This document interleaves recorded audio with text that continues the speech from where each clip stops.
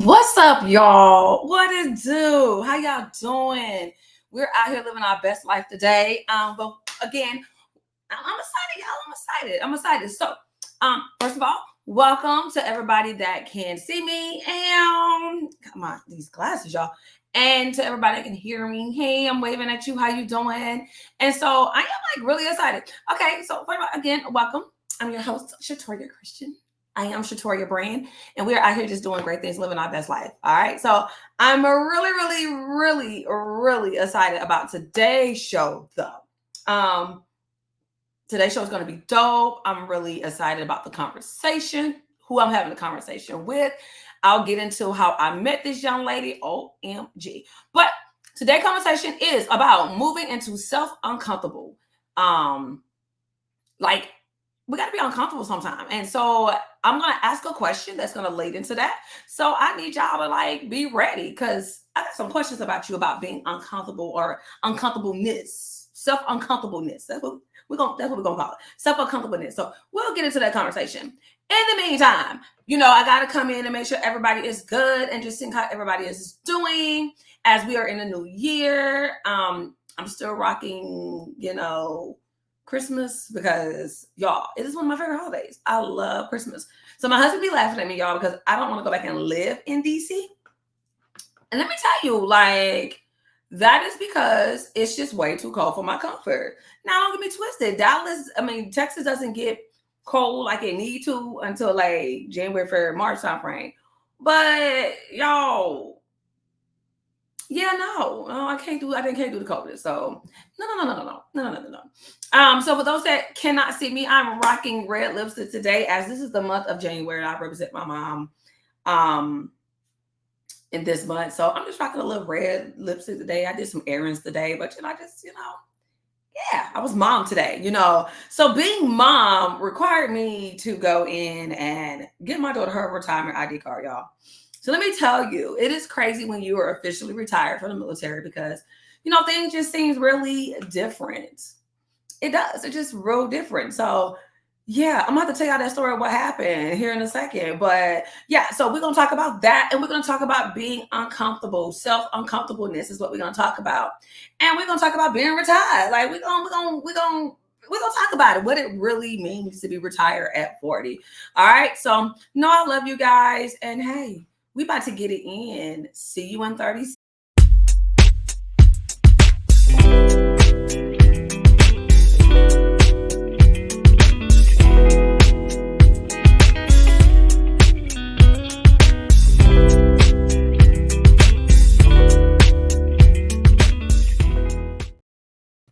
All right. So let's talk about this retirement thing, y'all. Retire at 40. So here's the crazy part.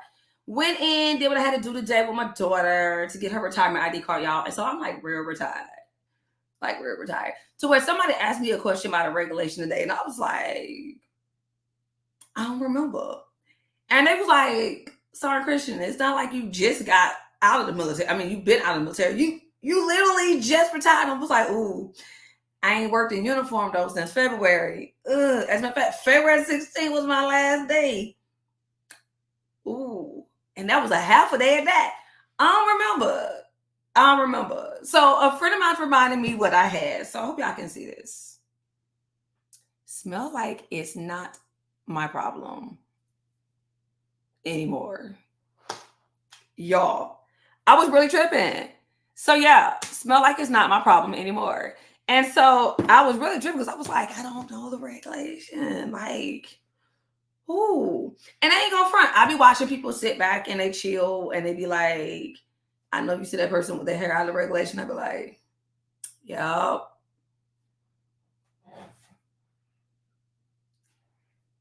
Smell like it's not my problem anymore. So for everybody that is listening, I'm holding a candle a friend of mine gave me. And it says, smell like it's not. It says, smell like it's not your problem anymore. And so I be telling myself that, smell like it's not my problem anymore. So with that being said, one of the things that I have learned is to stay in my place. Let me tell y'all something. One of my things I tell my students is, it does not cost much to mind your business. I stand on that. It don't cost you nothing to mind your business. Not only that, mind a business that pays you. And here's the thing, we're not getting paid to mind other people's business. Okay. So we really gotta like learn that. We are not getting paid to mind other people's business. Like we ain't. We're not. I mean, unless you out here being a news journalist and stuff like that. I mean, we're not. But hey, it is what it is. So today I had the opportunity to go get my daughter her retirement ID card. And she was like, oh, am I getting old? I'm like, wait, what do you mean? She was like, am I getting old enough to get a retirement ID card? Girl, you should have been had this card. You should have been had a card. I just ain't renewed it because you always with me or your dad. So it is what it is. And she really like threw out the old word today, y'all. Oh, ma'am. Who? Don't do that. That's disrespectful. Y'all, she almost got disowned today. She old. No. So yeah, I took offense to that because you're not about to sit here and be calling folks old. And she was like, well, mom, you and dad are old. Don't do that. So yeah, I got a whole 9-year-old who feels like, she grown in a way. She's 9, be acting like she's 19. But hey, I'm just saying. But it is what it is. But anyhow, glad you guys can join us today. If you are listening or you are watching, thank you again. Please know you can check us out on YouTube where you can see me and my beautifulness. And yes, guys, you see the locks are just flowing and glowing. And then also, you can hear us on iamshatoria.podbean.com. Also, you can hear us on Amazon, Google, Apple, what else? Pandora, Spotify. So we got plenty of places that you can hear us on. So I really appreciate you guys hanging out with us. But I feel like a real offended today. Okay? Like real offended about that. But we're gonna let that slide. All right. So one of the other things I wanted to get into today as we're getting ready for our guest today is what I not too long had said about the uncomfortableness. And that is moving into self uncomfortableness. And yes, we got the question changed because I was like, moving into self uncomfortableness. Like we got to be able to like do that. Okay. And so one of the biggest things about moving into self uncomfortableness is knowing when it's time to budge and how we're not successful in what we're doing. And so that's one of the biggest things. That's why I'm really excited about the young lady that's coming today. And I call her a young lady. I cannot wait to introduce her, y'all. She is absolutely amazing. But yeah, like a big uncomfortableness for me was just stepping out on faith. See, y'all got to understand when you step out on faith, there's nothing that can really just tear you apart. And so I'm really big about being out on faith. Like faith is my word. I love everything about faith. I think faith is absolutely dope. Faith is actually my niece's name too. She's so cute. She's a whole adult though. And so, she turned 21. Oh my God. Anywho, so yeah, you have to be able to recognize what is the importance of you being uncomfortable. Because here's the thing, I have this rule: uncomfortableness equals success. Comfortable, you stay content. And that's something I ain't trying to be in my lifetime right now. You know what I mean? I ain't trying to be that. Like, no, I'm not. So yeah, you got to be able to be like absolutely uncomfortable.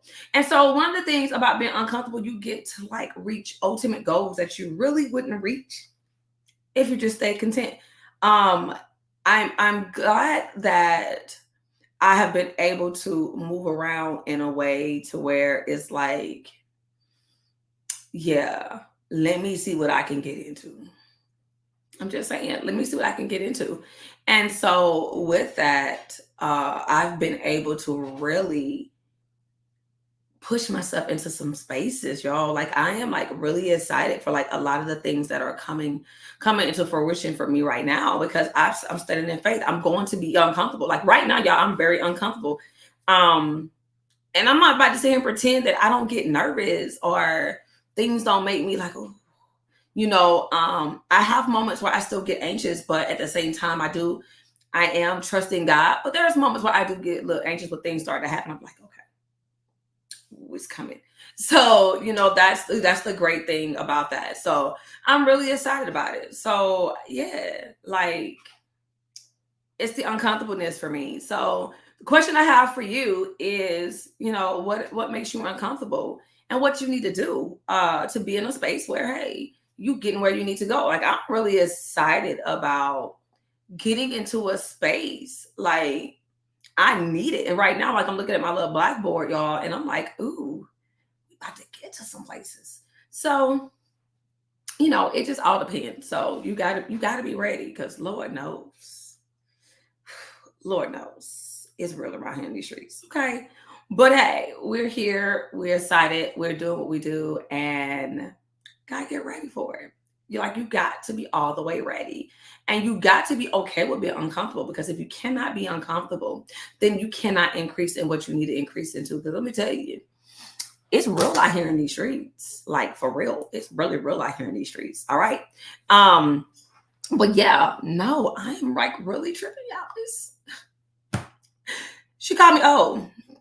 I know I went back to that. She called me old. But anywho, okay. Back to what I've said. So yes, being uncomfortable. And so that's what I'm really excited about being uncomfortable. I would tell you, one of the biggest uncomfortableness for me was writing my book. And we're in the process of now writing another one, but authentic transparency, forgiveness, to freedom. Let me tell y'all something. It took a lot of me to get that book out, because there's a lot of me in that book. If you have not read that book, it's a lot of me in that book. And so one of the things that I'm definitely looking forward to is walking through this book with you guys through the podcast. I'm really, really excited about walking through this book with you guys. I think that's going to be the dopest. So get ready. We're going to start that in February, next month. We're going to be walking through this book and what certain things mean. But you still got to get the book in order to know. All right? Make sure, like I told you before, go on to IamShatoria.com and get your book. Y'all see it down there. I see you. Go get your book. So for everybody who is listening, IamShatoria.com. Go to merch. And your girl is a speaker. Go on there and book me for a consultation and be like, what can you talk about, girl? We can talk about motivation. We can talk about love. I can tell you about some transparency, y'all. I'm telling you. And you already know the magazine is here. So, yes. And so I'm really loving this this issue of it, because not just because I'm representing my mom, but downloading transparency is really big. And so y'all, if you know me, you follow me, you really be thinking about me, and hey, you got it. All right. So I am excited. It is a good day. So I am going to get you guys ready for our guests. In the meantime, as we get ready for our guests, I'm going to have you guys stay put, chill, and I see you guys in like 30 seconds. Okay? Cool beans.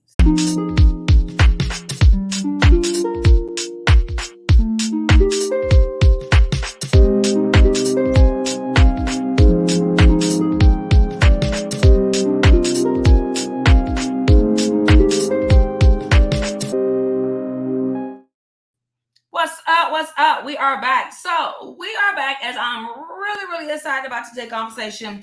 I've already started you guys off with us talking about our title today. And so, this is a tough title for a lot of people. And so I'm really excited to have this conversation to continue it on. But moving into self uncomfortableness. So the young lady that I got today, so let me tell y'all know I don't meet no stranger. That's not what I do. So y'all know me, I love the word faith. And so I did a leap of faith and I signed up to go to this sweatpants and chill event in Maryland. Y'all, it was so dope. My first year going, and it was in Maryland with my girl, Latasha Briscoe. And so sweatpants and chill, you come, not dressed up, but yeah, you come, you be ready. And so I was a sponsor this year, and I had a whole booth, and this gorgeous woman with locks came up to the table, y'all. Y'all, we're talking about locks, y'all. I'm over here introducing what's on my table and stuff like that. And she was like, oh, you good, girl. I was already checking you out. But it was the locks that got me. And y'all, I fell in love with her. And we just literally instantly connected like the whole trip. And I think we saw each other maybe a couple of times because we was doing so much. But her energy was so dope. And then I got to really meet who this woman was. Y'all, she a whole doctor. Y'all, she's a doctor. And as we was getting ready for this podcast, we had the greatest conversation. Hence why the name, the title, Move Into Self Uncomfortableness, was brought to my spirit. Because let me tell y'all something, she's about that life. So I cannot wait. So I need you guys. Y'all already know how we do.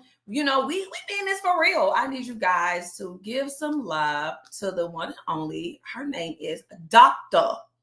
Truly. Y'all heard I said Truly, right? Dr. Truly David. She is out of Maryland. Welcome up to the stage. Hi, honey bun. How are you? I'm so good. So, I am sitting here like, okay, honey. She out here doing her thing, y'all. She's a whole doctor. And first of all, her vibe is absolutely dope. So as y'all, for those who can see us, we over here rocking some red. So I'm really appreciating. And she's in my husband's favorite state in the whole entire world, y'all, which is the DMV area. She's in Maryland. He wants to come back. I told y'all earlier, it's too cold for my nature. I'm trying to get out. Look here. I'm trying to. I don't think there's a state that has a balanced weather at all. It's just, I think every state at this point is like, yeah, everybody has pause. It just changes. Just island, yes. I told my husband, I said, well, we can get a house in DC and just make that like the winter house. I'm just saying, like, make that the winter house where we go, since you won't snow so bad. Well, I would do the opposite. I would do a summer house here. And then all the festivals are happening. Oh, I like how you said, see, I'm with you on that. And see, I can do down here during the winter because it's chilly down here, but it's hot. But you're right. Summer house in Maryland, I can get with you on that. Yeah, we can. That's the conversation. Let me have to have a conversation with Mr. Ron. Like, man, we can do a summer house. It can be real. We can stay in DC if you like. Well, I would care if you really want to. Because he really wants to, I think he said Upper Marlboro. Maybe we should move to Upper Marlboro. I mean, there's nice places in Upper Marlboro. However, I'm not here for the winter. Like, absolutely not. So I have a really good friend. She literally lives in Florida during the winter time. And then they go back during the summer. So they go back to DC during the summer. So yeah. I'm good. But how are you? First of all, how are you? I am doing well. The semester just ended. I am tell people about you, girl. Go ahead and tell them. So I always have to let people know I am from Detroit, born and raised. Oh, I got some friends who gonna listen to this. They're gonna be like, yes. I'm be like, oh, yes.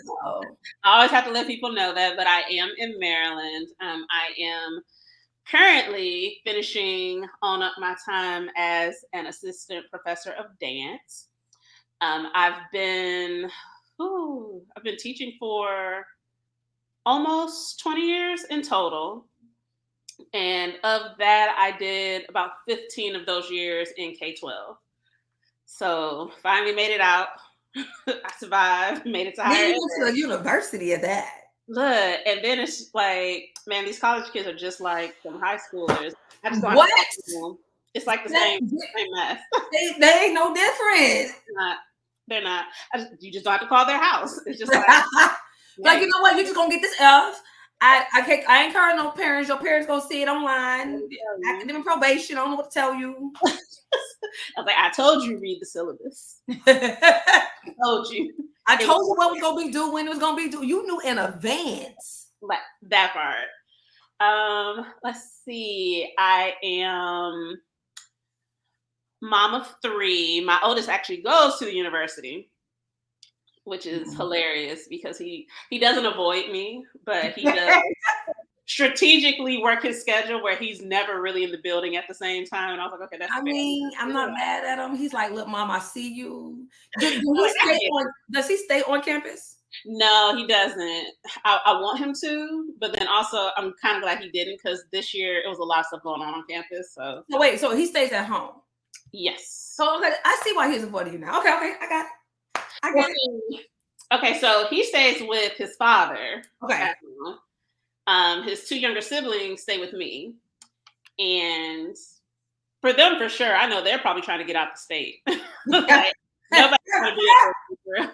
They're like, because you'll show up. And I'm like, you're right, I will.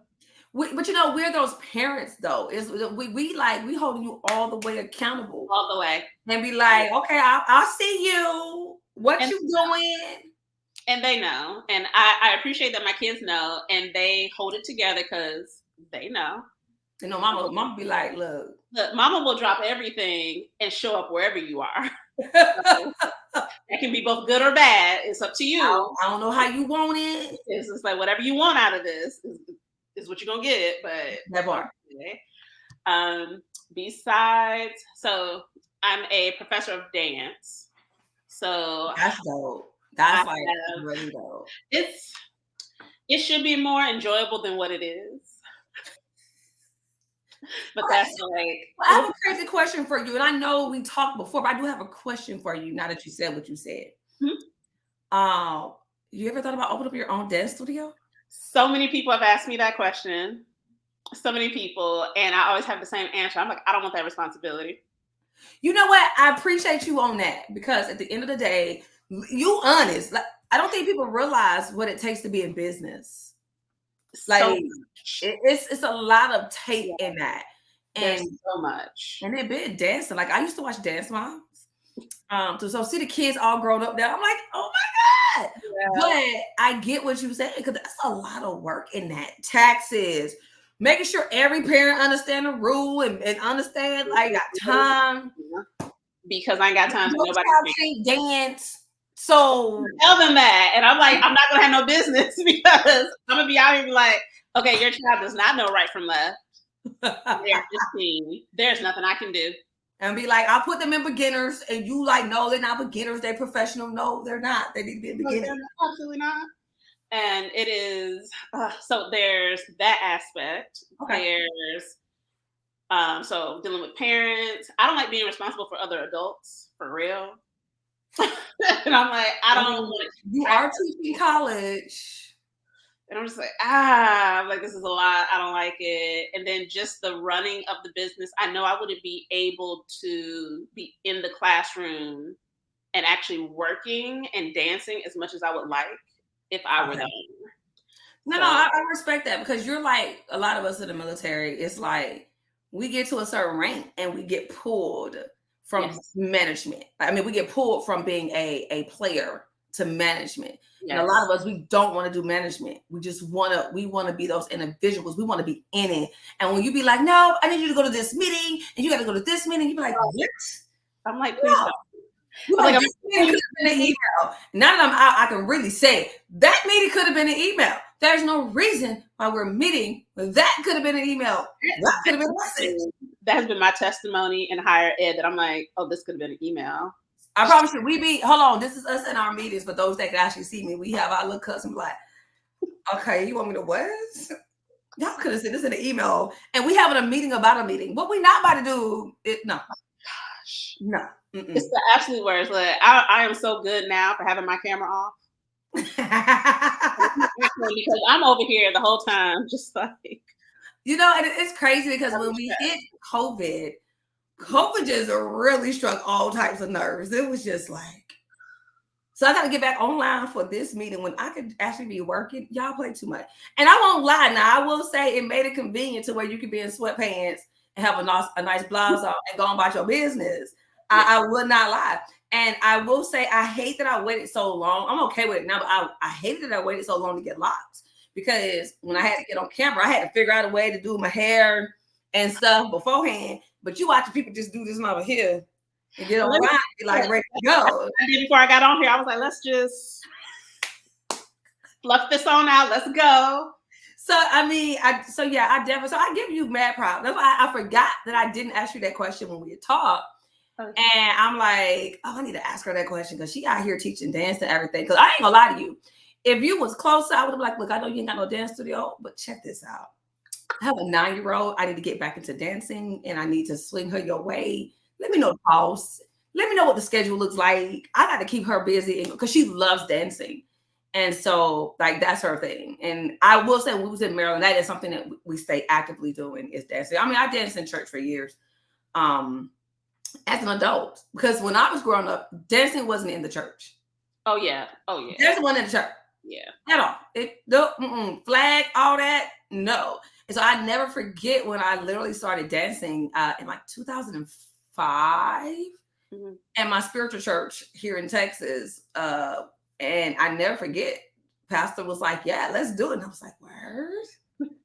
because you don't see dancing in church. And so to see it now, to see the ministry really blow up as it has, is lovely. Like I love to see that, and I love to see the people who are definitely gifted in it is out there doing their thing. So yeah, I forgot to ask you that question, and I was like, That's all right.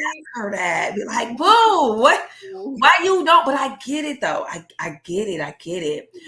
For those that's just not joining us, we are over here having conversation with Dr. And I'm going to keep emphasizing that because, baby, you earned all of that. So, but with Dr. Truly A. Davis out of the DMV area. And for those who don't know what DMV is, I am not talking about the place you go get your license. I am talking about DC, Virginia, and Maryland. That's where I was at for like 9 years. And so I met some incredible people. And so I'm thankful for the people that I met that allowed me to be the people like Truly. So I really appreciate that. And today we are talking about moving into self uncomfortableness. And I'm really excited about this conversation because, as I said earlier, for me, uncomfortableness equals success. And a lot of people are not where they're supposed to be because they're scared of success. They're scared to be taken out of their box. They're scared to be in a place that makes them vulnerable. And so let's talk about it. So what I want to definitely do is talk about my favorite word in the whole entire world, transparency. So I want to talk about transparency and what that looks like for you. I know what it looks like for me because I wrote a whole book that put my whole business out on the streets. I put my whole business out on the streets, and I never forget writing it. It took me maybe 5 months to really write it. Once God said, you writing this, I wrote it, and I can't believe I did it. And I wrote all of my mess. Woo.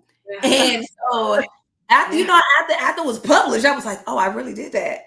I really wrote about me in a way to where, if somebody's spiritually not there, they'll look at me and go, wow, so you did that? I did. I can't believe you did that, girl. You are such, you with Jesus, everything. But we weren't always Jesus. I mean, I was, but. Yeah, like I was, but So I was, but I mean, you can leave me alone.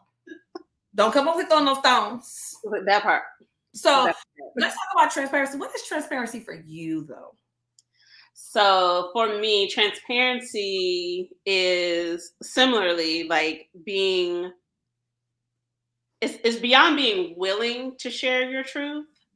It's even when it's not comfortable for you to share it, but because you know the benefit of it being shared, you share it, and you share it in its entirety. That is something, it was crazy. Look, I ain't wrote no book about it yet. I was like, whew. I was like, Lord, don't put that on my spirit. Please don't do that. Really get to know Truly. Be like, oh, Truly, girl. But like in all my years teaching, students have always gravitated to me as someone to mentor them. And, initially I was like, oh my God, why are these kids drawn to me? Like, and it's always the kids who something's going on. I'm like, why are these the kids drawn to me? And then the longer I was in it, the more I was like, because I got out of that situation. And so when I'm talking to them, I wasn't talking from the, I'm always right, you don't know anything, like teacher student type of dynamic. I was talking to them more so in like, big sister that was like, okay, so look, let me tell you. So this is what I did. Don't do that. Like, it's not gonna work out for you. This is the outcome it's gonna be. Like, I was like, let me tell you how I know this ain't gonna work out for you. And I would lay it out. And I'm like, okay, well, this is what I did. And I'll give them the full story. And they're just sitting there like, oh my God. It was like, oh my God. They was like, oh, so you actually understand what I was like, yeah, no, I'm telling you from firsthand experience. Like, for example, I had a student recently who was making just all the worst friendship decisions. Ooh. And I was just like, baby. I know that stage. I was like, baby, look, come on now. Like, I can see the potential in you to do so many great things. And you keep making these choices. And I'm like, they look familiar to me because I've made them. Like the wanting to please everybody, feeling like, oh, well, I'm going to burden you if I tell you what's wrong with me, but I'm going to take on your burdens. And it's like, no, absolutely not. Like at some point, you have to stop that. Like you have to put that boundary in place. You have to let people know, okay, you know what? As much as I may love you, you can't talk to me like that. And if Mm. you continue talking to me like that, then we're not going to be talking. And I also made it very clear to her that I was like, now, when I tell you all these things, I'm not saying this is going to be easy for you. That It's going part. to be hard. I was like, it's going to take you some time. I was like, however, you're hearing this information well before I got that revelation. So Mm-hmm. if I can at least help you to be aware of it, then you'll have more success overcoming it sooner than if you just flit about and gradually get hit over the head with it enough times that you get it. And she actually just graduated yesterday. So so proud. But first of all, side note, did not want to be up there. Don't do that. To go home. They had us up there, and then folks was talking to me real sideways, and I was like, "Don't make me flip every table over again." But you had that doctor gown and that hat on, didn't you? Yeah, Yes, honey. Yes. that lady, and I was like, "Say one more thing. Say one more." I was like, "I'm only here for these kids. That's all I'm here for. I'm here for these graduates." Over there with her whole doctorate. Let me tell y'all something. That doctorate cap and gown be real dope. I mean, Yeah, like that was the most exciting part of getting it. I'm just saying, I won't even lie. I think when I put on when I got my master gown, I didn't know there was a difference at first in the master gown and the bachelor, the undergrad. I was like, ain't no difference. And I was like, well, let me go look. I was like, oh, it's a difference. Oh, no, you got your little extra wings. Girl, you got my little extra thing. And then now look at the doctor gown, like, well, Yeah. Oh my gosh. Yeah. No, I saw that gown. I was like, all right, I'm gonna wear it every single opportunity I get. I mean, you absolutely earned it. But at the same time, something that you said is that we go, and I think maybe you talked about this before. We go through things and it's not for us. And I think that's what we tend to gloss over. I hear the words, well, God, just get me out of it. Like, just get me out of it. No, baby, I'm gonna need you to get through it. And I learned that we have to change up our language. Yes. Because first of all, you're not gonna get out of it. Let it go. It ain't. You're gonna have to go through it. Yeah. And then, so here's the one thing, and you tell me what you think. We be blaming God for we blame devil for everything. And I laugh because, well, the devil, I mean, he be acting up. No, ma'am. You spoke that. You put it out there in the atmosphere. So when we go through things, people don't realize that and I've been teaching on freedom to my students. Mm-hmm. And when we go through things, we don't realize we have the freedom to choose. Yes. God give us the freedom to choose. And we seem to overlook that complex. As people say, I don't know why God let this happen. No. Baby, you have a choice. You made it. You made a very clear decision. And so I laugh, looking at folks going, wait, did you just say that? No, you chose. Now, I will go back to Job where God and Satan had a conversation. Yeah. And I will say there are times where God will have a conversation with Satan. But then I think it was Pastor Mike Jr. really had me on it. He was like, think about it. He said God had a conversation with Satan about Job. And God told Satan, no, I know what he gonna do. And Satan was like, so you gonna give me him? Why him though? Now don't even worry about that though. Go ahead. Satan a little slow. he was over there like, oh, okay. So you giving up one of your most loyal people? And he was like, yeah. But he was saying you can't touch him. You can't touch him.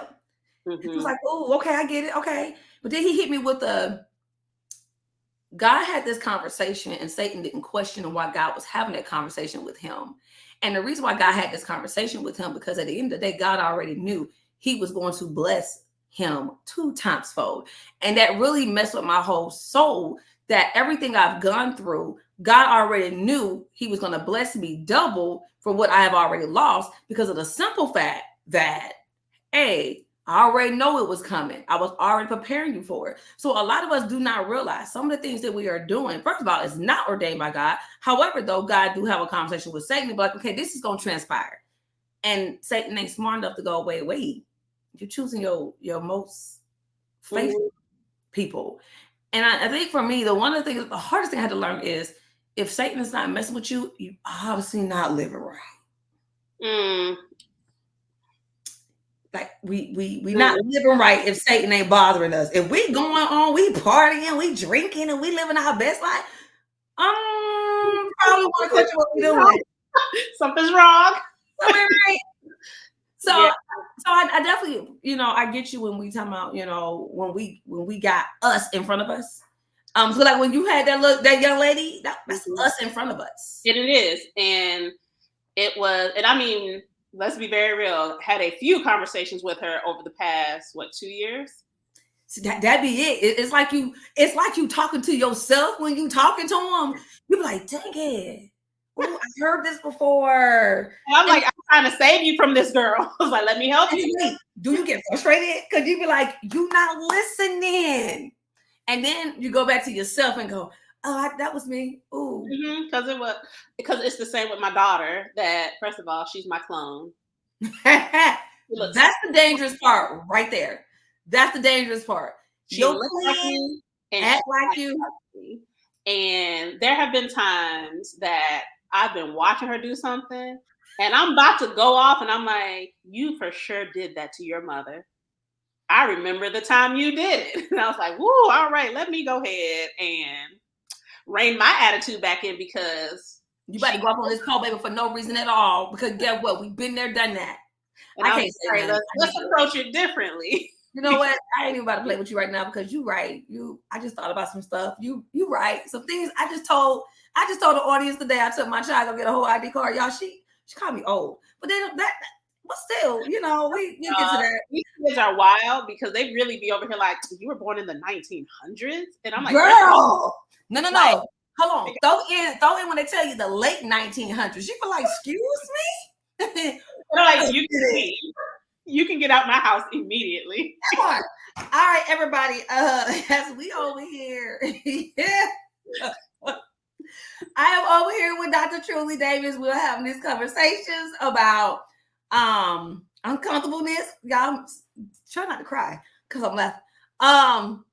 But as you guys are listening, do know you can hear us right now on IamShatoria.podbean.com. Along with, you can listen to, you can also hear us on Google, Apple, Amazon, Spotify, Pandora, all the great places. And you can see us right here on YouTube at my channel, at the @ I Am Shatoria. And so, like I said, I'm having this conversation, and yeah, she's cracking me up. And we are talking about moving into self-comfortableness. And so I'm excited about this conversation because we're talking about transparency and what it looks like. And so when I get back, y'all, in 30 seconds, maybe less, but I want to ask a question about walking past, because as we are talking about seeing people who act like we did beforehand, now we got it in front of us. We got people acting like us in front of us, and we go, "Oh, was that me?" Yeah, I was like, I did that. Yes, I do that. So we'll be back in 30 seconds, y'all, as we get ready to ask this question. All right, I'll see you guys in 30 seconds. Authentic transparency, forgiveness to freedom.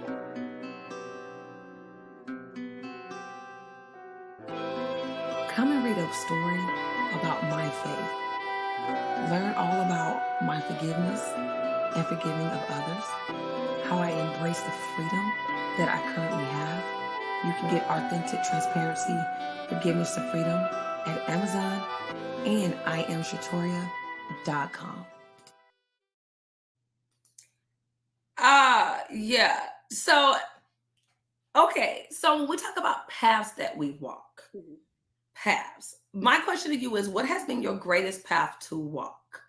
And as you thinking about that question, because I saw your face early when I told you I was going to ask you this question. Like, ooh, it's a good one. Yes. What is the greatest path? And so here's the thing. I think a lot of people misconstrue paths that we walk as always a positive one. Yes. And so, I mean, it can be a 2-part one if you need to be, but I always tell people it's not always, our greatest paths are not always our best path. Yes. And when we're in it at the moment, it don't seem like it's the path to walk at all. Like, it's like, no. But once you out of it, you really got to see it. You go, oh, okay, cool things. I got it now.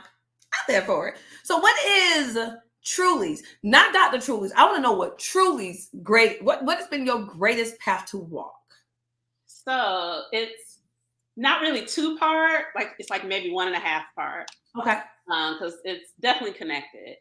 If I had to sum it up in one sentence, I would say my greatest path to walk is the one of becoming the mom that I wanted. Mm. I do give my parents the grace of they were doing what they felt was best with what they had available. That part. However, full transparency, to this day, I do not like just call home just to like shoot the breeze. Like I don't. That's not the type of relationship we have. Okay. Like we'll every now and then call, check in, be like, hey, how are things? Okay, the kids are good. How's the weather over there? All right. Talk to you in a few weeks. Like it's definitely not the, oh, I'm texting you every day, talking to you every day type of vibe. I learned early on in my life that due to, particularly with my mom, due to upbringing, that type of relationship was not going to be possible.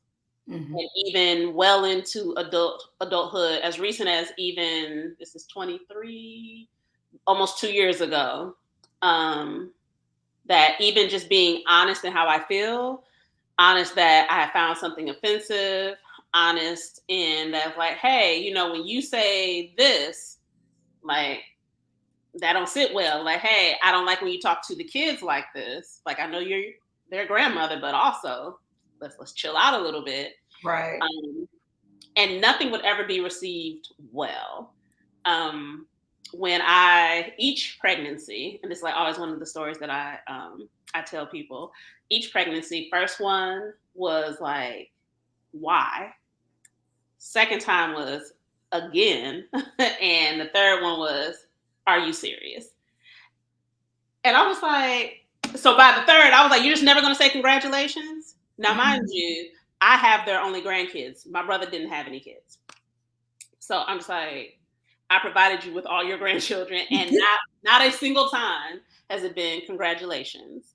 When I got accepted into the master's program, it was like, well, what about the kids? Like, who's going to take care of them? And I'm like, they have a whole other parent. Like, I don't understand what you're asking me. I was like, but I'm only going to be gone for a few weeks, and I kind of have to get the degree to keep my certification.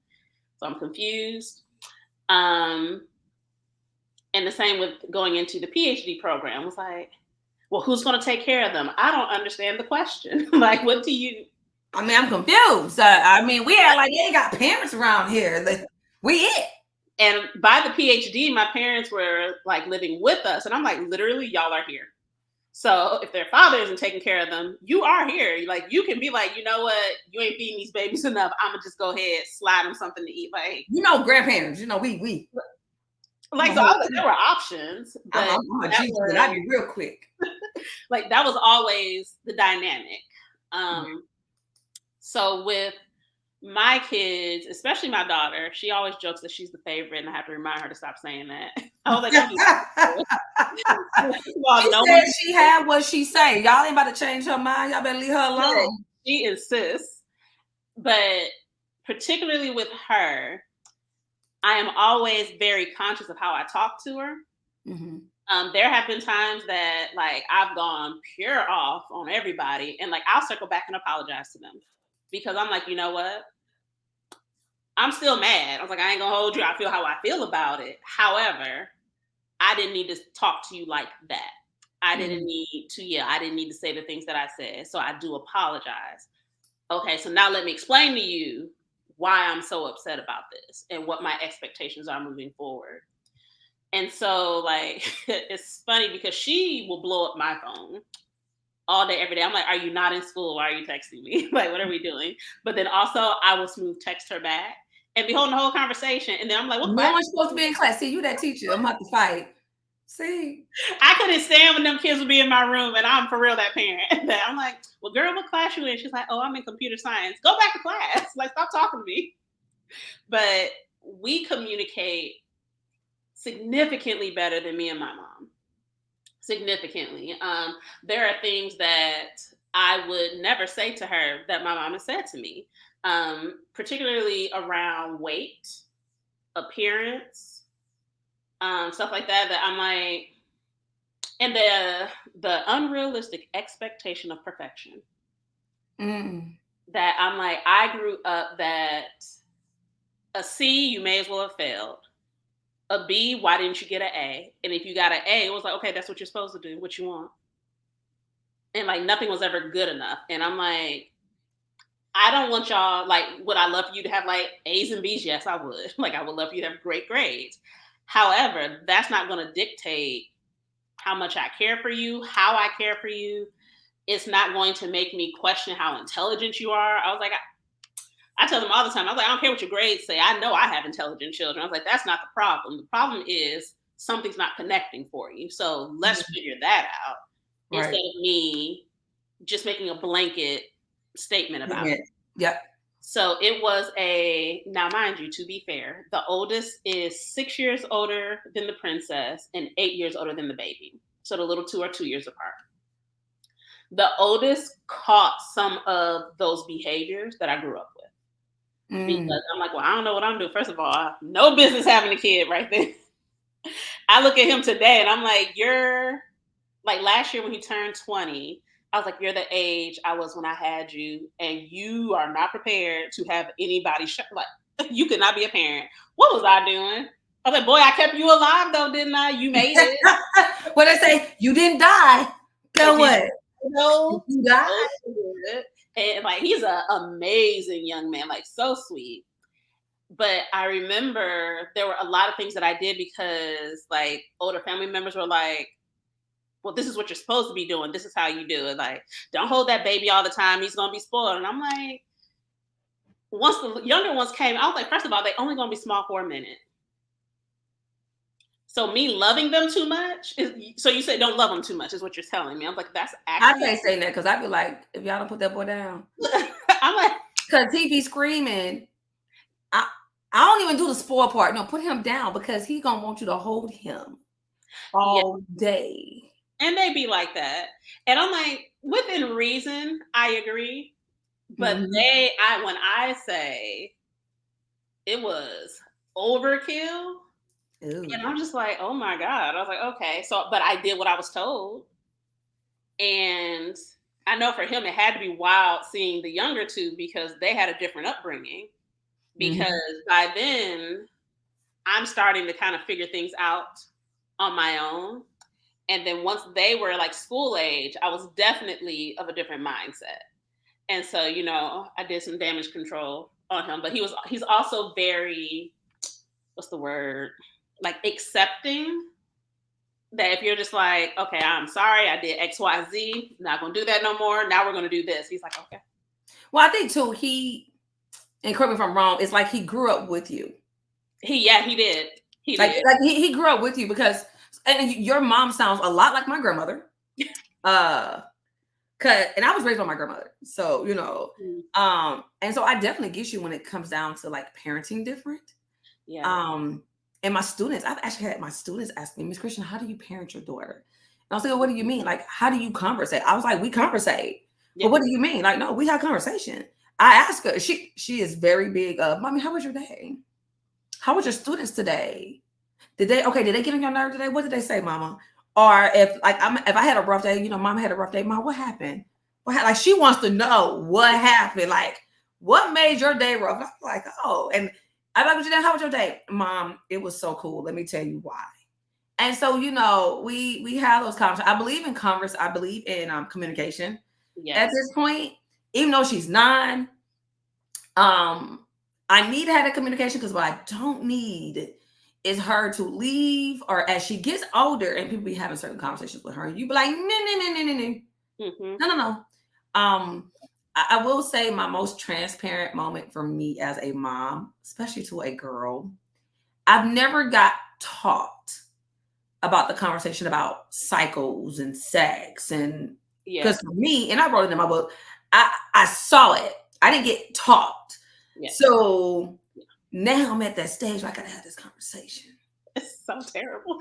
It is absolutely the most. Let me tell you, the worst time with it. I was like, girl. Man, let me tell you, my husband had the conversation with Jamarian, and he's looking at me talking about, you got this with Janae, and I'm going, what? What? And he's like actually excited that I retired before Janae started going into this womanhood aspect. And I'm like, what you want me to do? So y'all may be laughing out there at me, but I am reading books. I am reaching out to people. I'm like, hey, how do I have this conversation with a child that is, first of all, very green? Mm-hmm. She's still a kid in her mind. Yeah. She's 9. Even though she's in the 4th grade, she's Yeah. one of the youngest in her class because she has an early birthday. Her birthday's in June, so like all her classmates 10 already. You know, she over here like, I'm still playing with Barbies. I don't know what y'all talking about. Like, she still plays with Barbies. And she's still in that's my girlfriend right there. That's my homie. Yeah, like she doesn't see wrongness in people. And you want me to have a conversation about cycles with her? Look here. I don't know how to do this. Yeah, no, it's not fun. It doesn't get any more fun, at least not for me. No, it's not fun for me. Like, I took her to Barnes and Nobles last week and I picked up this book about bodies. I was like, okay, Janae. So we're reading the book, we're going through it, and I'm like, oh my God, am I even explaining this right? And so, yeah. So I get with you when you say parent differently, because my grandmother sounds just like your mother. We didn't say I love you in our household. My grandparents was okay with a B and an A. I will say that. But we were strict. It wasn't no go out with your friends. People was like, how you live with your grandmama? She's so strict. We didn't have social media at that time. And, we didn't have cell phones. So it was scared to get pregnant. So scared, first of all, back then with my grandma, and this is 90s, because I'm class of 01. So it was, I wish you would smack your teeth, roll your eyes. I wish you would, because that was respect. I wish you would say, huh, or what. Oh my gosh. Oh, don't ever tell anyone to shut up. It don't matter who you're talking to. Who? And then it was that thing. So we had the phone, the house phone landline connected to the wall. And I remember back in the day, I'd be back in my room on it. And this is before the cordless came out. My grandma would pull it and you'd be like, I just got on it for 5 minutes. And then TV time was so different back then because we didn't have like that. And now I'm over here being that parent going, what? Girl, go watch. Go watch Roblox. Like, go watch something, child. Just go watch something. We didn't have that then. So I agree with you when you say, because I'm finding it difficult. Yeah. As, my son was definitely different. Because me and Ron got married, Jamarian was 4. So that was different. Janae is definitely a different type of breed of a kid. She's definitely me and my husband. And she changed up course real quick. She know how, like when I say green, y'all, I mean green. I ain't gonna lie, we told her Santa wasn't real, and OMG. And I know people would say, why it took us so long? I have a green kid. Well, she is literally like I also look at what the Bible says, about corrupting children innocent. So I'm very careful with what I say and when I say it, and I got to make sure she's maturity ready. So I definitely get when you say as a parent to your son, and you definitely treat the kid. Because my son do tell Janae, Jamar tells Janae all the time, he's like, man, you lucky. Because mom and dad didn't let me do such and such. And no, I didn't get to do that. And I ain't gonna lie, I think it's because she's a girl. Because dad be like, you know what? Sure, you can miss school today. What? Jamar wasn't missing no school? Let me tell you, because that thing be so real. I was like, y'all going to school every day, though.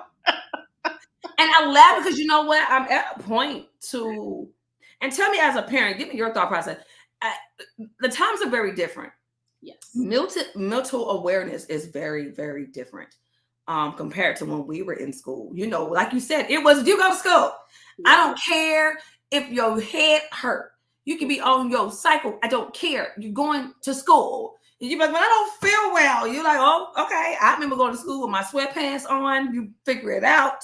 You cramping, take this medicine, go about your business. Yep. I wish you would miss that bus. Try if you want to. But one of the biggest things that you said was, you come home with a C. Why it ain't no B? I truly understand that now because with my daughter, I have this rule with her with math, and I go, okay, the lowest you could bring in for math is a 75 because I know that's a struggle for her. So, like you, I know she's intelligent. Girl can read. Yeah. But when I get star scores back and say, okay, she's below average, I won't lie, have that mom get. I'm like, I'm confused. And I'm realizing, no, not that she can't read or whatever. It's just that some things are just not clicking the fastest as the school wants it to click when it needs to click. And she needs a slower pace. And I'm like, it's helping me figure out, okay, what is best for you? Yes. What's the best for you? Because for me at fourth grade, I'm sorry, my mom was a drug addict. So it wasn't that like how, your mom and your mom relationship literally was mine. There was just absolutely none. I couldn't read, couldn't tie a shoe, couldn't tell a time by fourth grade. I was 10.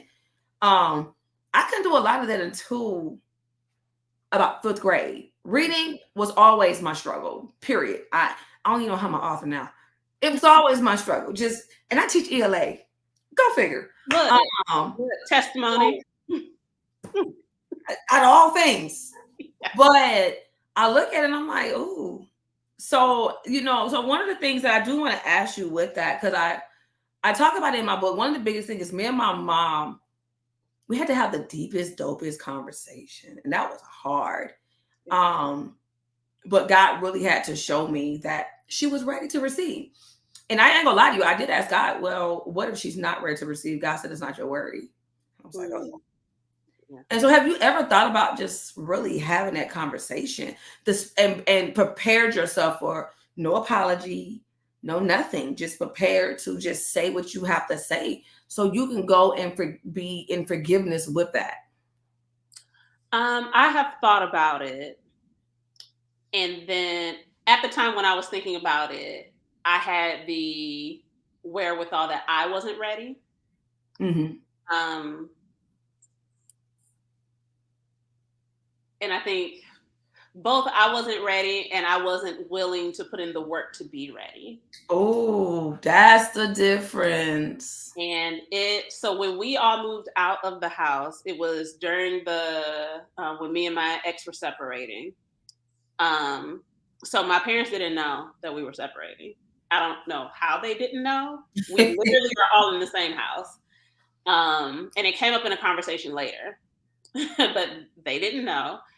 And I remember, like, we're trying to pack. Now, my mom had been on she ready to move. She ready to move. She ready to move. And I'm like, ma'am, we cannot afford this house without you. So everybody has to move then. Like, that ain't going to work. And we were in the process of packing stuff up. And I went to go ask her for something. And I remember we got into it. Like, we started, and now I've never spoken to her like this. Mm-hmm. And when I say I yelled at her and like wasn't cursing, wasn't saying anything real crazy, but I for sure remember saying, I am doing the best that I can, and it is just never good enough for you, is it? Stop talking to me then. I just said, now that was reckless, but like, you got a whole death wish, didn't you? Like, there were some other words in there that wanted to come out, and I was like, okay, but also don't cross that line. Your daddy right there. Your daddy be like, hold on, you talking to my wife now? Don't play that. I was like, we don't want that smoke. We gonna we'll leave it there. But I remember thinking after that I was like, we should have had a conversation before now, because we did not speak for a few months after. Like, my daddy would check in on me, and so in the midst of all of this, separation, divorce starting. So we sell that house. My parents are like, they were buying a house in Tennessee. That's where they are now. But that was getting still finished up, so they couldn't go yet. So they're staying at a hotel.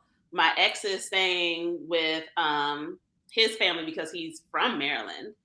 And so then it's me. And I'm like, where am I supposed to go? So okay, so my current husband, he hates that I say this, but I'm like, low key, high key, I was technically homeless for a month there. He's like, you weren't homeless. He was like, we just had a really long sleepover. I was like, sir, All of my stuff was in storage. I was living out of a suitcase. But I mean, you weren't homeless though. I mean, I had no home to call mine. okay. He was like, okay, but you have somewhere to go. And I was like, and I'm forever thankful. And I love you so much. But don't downplay the fact that I really, if I was not with him, I would not have had anywhere to go. Like I would have had to try to stay at a hotel. You know, we had the money from eventually had the money from the sale of the house. Mm-hmm. And it was at that signing that my mom found out that we were separating. Because the person that had us signing, I was like, you could have sent this in an email. You have to say this right now. Because my mama, when I said she cut her eyes at me across that table, this man asked, he was like, okay, so we're splitting the check 3 ways, right? I need each of you to write down what address is being sent to. And she looked. And I'm looking straight ahead. I'm like, I'm not going to even look over there. I'm not going to make eye contact with you. Because now it's not the time. I want to have this conversation in front of this. I don't know this man. Like, I don't want to have it. So we all fill it out. And then he reads off the addresses. And it's 3 very clearly different addresses. And she looks again. And I was like, we're here now. We're signing this paperwork. Like, we have sold this house. Everybody getting their third of the whole big check and just go about your business. So fast forward to December of last year, because this is 23 right now. Mm-hmm. So all of this was happening the beginning of last year, like the top of 22 is when this was all happening. Like, this is not far ago in my life. Like, this is last calendar year. So Christmas comes and I'm there. I have the kids. The kids were with me, and my now husband. We were dating at the time. He ended up proposing to me January 1st of this year. And while we were down there, he asked my parents for permission. I was like, "Oh, that's so cute. Look at you. That's so adorable." So I was like, how did that go? So we're down there. Girl, my mama corners me in the kitchen, and she was like, why didn't you ever say anything? And at least in that moment, I was like, okay, I think I can say this professionally and not cause a problem. I was like, because we don't have that relationship. I was like, there was no need for me to tell you. What was that going to do? We don't have to just sit and talk relationship. I was like, and me telling you would have added more stress to the situation of us trying to get out, because I knew what the response would have been. My family is very big on you don't get divorced. That's not what we do. You figure it out, suck it up. And I was like, I've been sucking it up for almost 20 years. I'm tired. I don't want to suck it up no more. And I want these kids to not think that this is what their life is supposed to be when they get married. So you out here working to break the generational curses. Yes. And at the same time, still keep that bond. But now here's my question. Mm-hmm. I'm trying to figure out how to say this. This is kind of like our last question. But here, when you look at the relationship with your mom, because let's be honest, life is short. And so one of the things that I will say, having that conversation with my mom was perfect timing. Mm-hmm. As I won't lie, one of the things someone told me was I needed to be able to have the conversation, and if I did not get an apology, I need to accept the fact I wasn't going to get one to get my freedom. At what point do you think you need your freedom? Totally. Child, look, I probably needed it a few years back. Needed it a minute ago. It's funny because my therapist, she, even though her practice isn't faith-based, she is a Christian. Mm-hmm. She for sure has asked me this before, and I was just like, oh, so this is a recurring question. And for everybody to know, this is never Jesus, because we ain't talked about this when we had our pre-conversation, y'all. So I'm asking, even though I'm going longer than what I used to, I'm asking questions Jesus told me to ask. So look here. Yeah. And this is crazy because it's like putting you on blast, but not really. But I'm doing what I'm told. Look, I always move the way God tell me to do. But here's the thing: I don't want you to miss out on your freedom. Yeah.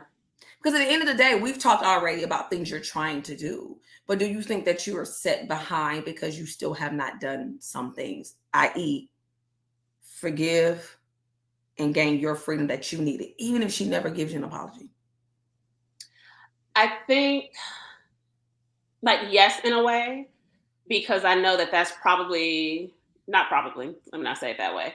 I know that that's a part of my story. And I know that my story is part of, a huge part of what it is that draws people to me and how I'm able to serve them the way that I'm called to serve. I will say we have had conversations, but the real conversation. Like the conversation. Do I foresee that happening in the near future? Not the near one. So let me ask you this, and you don't have to answer. It could just be something you think about as we get ready to end. I want you to think about this. What are you afraid of? Very much still a people pleaser. Very much so. That's realness right there. Like, first of all, I appreciate your transparency on that because I've been there. I know what it is. You walk around here, you pleasing people, and you scared because you feel like once I put that foot down, like that's it. That's it. Right. And I'm gonna tell you the biggest thing that helped me get through that. I had to learn that I said it in the new issue of VeDel Magazine as I wrote an open letter to my mother as my mother passed while I was pregnant in 2014. And the biggest thing I had to say was, I told my mom, I said, I had her absence I needed in order to heal. And that was the hardest thing. But the biggest thing, and I wrote it in my book, is I think it's chapter 18. No, 17. I talked about how I had my mom for 9 months. From the time me and my mom talked until her death, it was 9 months. And my mom carried me for 9 months, pregnant, all that fun stuff. But I realized she carried me for 9 more months before she passed. Just not physically, but spiritually. And so one of the biggest things I just want you to pray about it. Because what I don't want you to lose out on the opportunity to tell how you feel because you're worried. Because one of the things I learned from God, he starts to take people away from us when we start to depend on them and their desire for us. And just with the few conversations me and you have, oh my God got so much greatness for you. You already break a generational curse. But this is one of the biggest generational curse you're going to have to break because you're going to forever keep being in bondage. Trying to be that mom, that wife, that sister. And the hardest part about this, and I'm going to say it, and I probably get some backlash for it, and it's quite okay. One of the things I had to learn, and I talked about this on one of my other podcasts, is that family, it's not always blood. Sure. Yeah. I had to learn the hard way going into the military. Family is not always blood. And people keep wrapping their head around, but that's my blood relative. If we're really going to be technical about it, we all technically related blood-wise. Because if we go all the way back, it started with Cain and Abel. And if we be honest, when the world got destroyed and it was just Noah and his wife and his children, the line started again. So we all related anyway. So just saying. So, the biggest thing I want you to remember is that you are great. You are great. You're powerful. You are beautiful. God got things for you. And so I don't want you to leave that space worrying about other people because anybody taking care of you but God. And God has truly blessed you with a great husband now. You out here living you out here living dreams at this point. And I will say you have been stepping out on faith, even with the last conversation that we had. You stepping out on faith, and I'm proud of it. You over here like, okay, here we go. So I'm really proud of you. So I'm going to leave you with that. I wasn't even expecting the conversation to even go that way. But hey, we here. Girl, yes, I hope everybody who's still listening, I bet. Yeah, y'all, she's so cool, ain't she though? All right, so to stay in contact with this beautiful queen right here, y'all got her information on their IG. her IG, her Facebook, and her email. And for those that are listening to me, you can go into the description and you will see her information on there.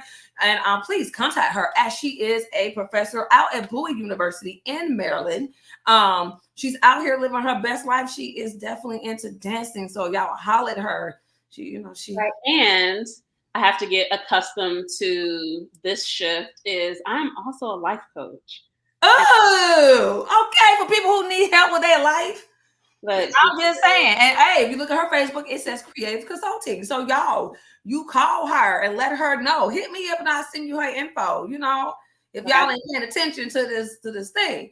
But I appreciate you being on here with me today, having a great time, honey bunches. I so appreciate it. Thank you for having me. Now stay online, don't go anywhere, okay? We'll be right back with you. But to all of my wonderful individuals, thank you guys for joining me today. Do know you can see me right here at YouTube at I Am Shatoria, but you can also hear me at iamshatoria.podbean.com, Google, Spotify, Pandora, Amazon, Apple, you name it, we're there.